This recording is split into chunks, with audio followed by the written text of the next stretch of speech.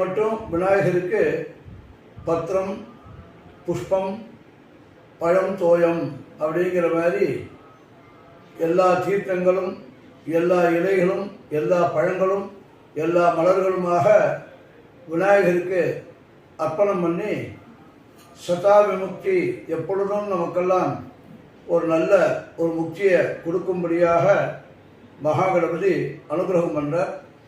இந்த விநாயகர் சதுர்த்தி என்பது ஜாதி, மதம், இனம், மதம், மொழி எல்லாத்தையும் கடந்து விநாயகரை எல்லோரும் கொண்டாடுறார்.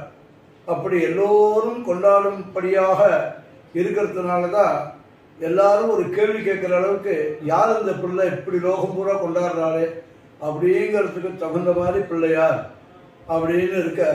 கணங்களுக்கெல்லாம் பதியாக இருக்கக்கூடியதுனால கணபதி, வினாக்களுக்கெல்லாம் நாயகர், எல்லா கேள்விகளுக்கும் அவர்தான் நாயகன்.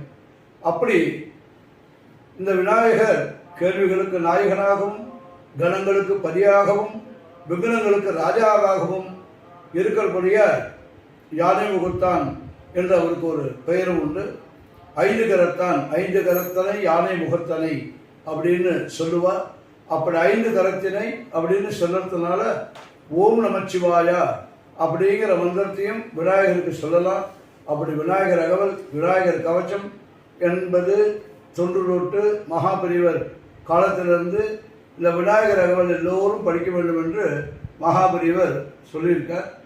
அப்படி குரு வாக்கியமாக இந்த விநாயகர் சதுர்த்தி வைபவத்தில் இன்றைக்கு எங்கெல்லாம் கணபதி ஹோமம் நடக்கிறதோ அந்த ஹோமத்தில் நாமெல்லாம் பங்கு பெற்று அந்த ஹோமத்தினுடைய மந்திரங்களை எல்லாம் நாம் காதால சிரவணம் பண்ணி விநாயகருடைய அதாவது சுழி போட்டு செயல் எதுவும் தொடங்கு அப்படின்னு சொல்லுவாள்.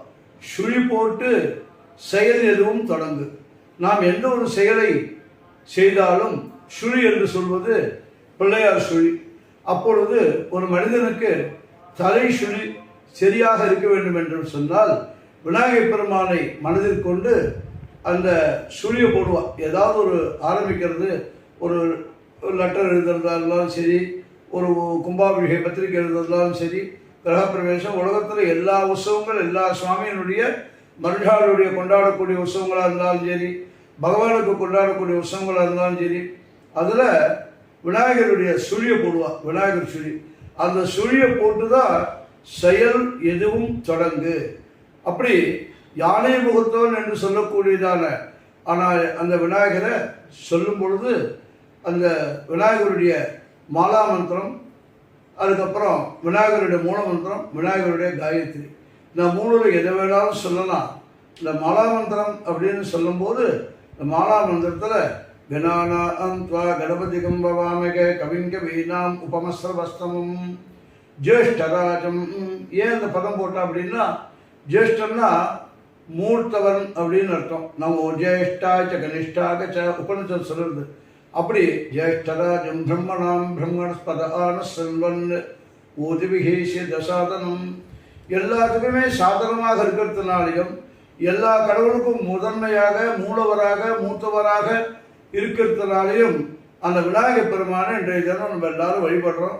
அந்த விநாயகர் பெருமானுடைய திருநாளான இந்த விநாயகர் சதுர்த்தி வைபவத்தில் நாம் எல்லோரும் ஒரு சத்குருவனுடைய அந்த திருமேனியை தரிசித்து சத்குருவுடைய உபதேசங்கள் எல்லாம் கேட்டு நமக்கெல்லாம் இந்த நாள் மட்டுமல்லாமல் எந்த நாளும் இனிய நாளாக அமைய வேண்டும் என்பதாக உத்தேசம் பண்ணி விநாயகர் பெருமானுக்கு பிரார்த்தனை மந்திரம் இருக்குது. அந்த பிரார்த்தனை மந்திரத்தோடு நாம் நிறைவு செய்து விநாயகர் பெருமானை மனதில் நினைத்து எல்லோரும் பரம சிரேயஸை அடையும்படியாக விநாயகர் பெருமானை பிரார்த்திப்போம். வக்ரதுண்ட மகாகாயா சூரியகோடி சமப்பிரப நிர்விக்னம் குருமே தேவா சர்வ காரியேஷு சர்வதா. எல்லோருக்கும் பரம சௌக்கியத்துக்காக ஆசீர்வாதம் பண்ணுறோம். விநாயகர் பெருமானை பிரார்த்தனை பண்ணுறோம். நாராயண நாராயண நாராயண. ஜெய்.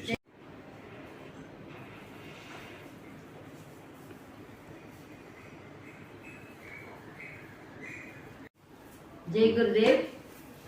108 சக்தி பீடம் கண்ணந்தாங்கல்லேருந்து எல்லாரும் பேசிட்டு இருக்கோம். இங்கே விநாயகர் சதுர்த்தி ரொம்ப கோலாகலமாக பண்ணிட்டு இருக்கா.